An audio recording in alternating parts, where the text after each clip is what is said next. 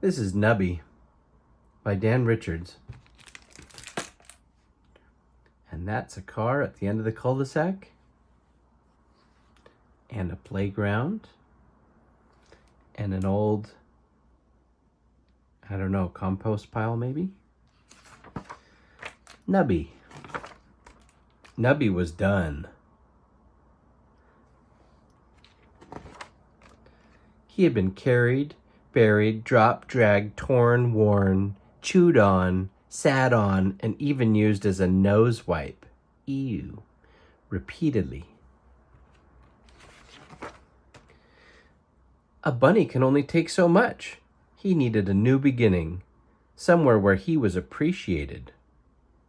That afternoon, while the rest of the house slept, Nubby ventured into the great wide world. He had not even gone far before he had a most unexpected meeting. The resemblance was uncanny. Longish ears, poofy tails, and wrinkly noses. Friends! Surely he'd be appreciated here. But instead of welcoming him, they ignored him. It was as if they didn't even see him. His boy would never treat him like that. His boy would. He couldn't quite put a paw on it. Oh well, Nubby told himself, something better was bound to come along. And soon it did.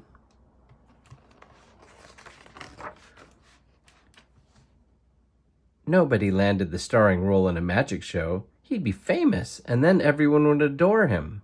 He just knew it. But fame can be fickle, and Nubby found himself all alone, back on the street. Finding someone to appreciate him was hard work. He longed for a familiar voice, even if sometimes it was a whiny and grumpy voice. But Nubby was far from home, too far to turn back now. If popularity and fame weren't the answers, then what could it be? Of course. Why hadn't he thought of it before? He just needed to be rich. Everyone would see how amazing he really was. So Nubby set out across the oceans and continents, braving all manners of danger, searching for the treasure. And he found it. He would be wealthy beyond his wildest dreams, and everyone would have to appreciate him. It all seemed so obvious.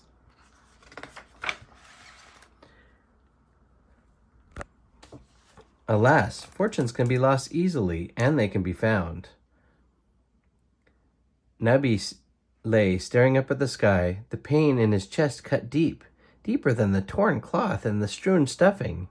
It went all the way down to the very fabric of his soul. He missed the old days, laughing and playing with his boy. Remembering brought a sad, fuzzy sort of smile to his face.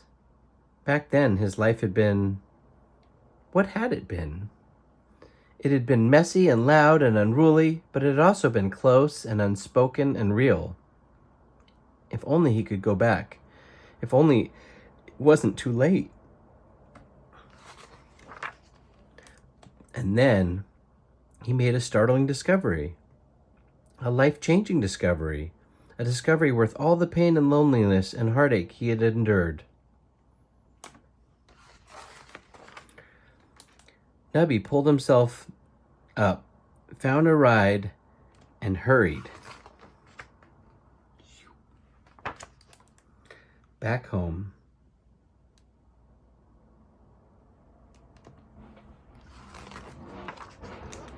Nubby was still carried, buried, dropped, dragged, torn, worn, chewed up, and sat on, and he was even used as a nose wipe.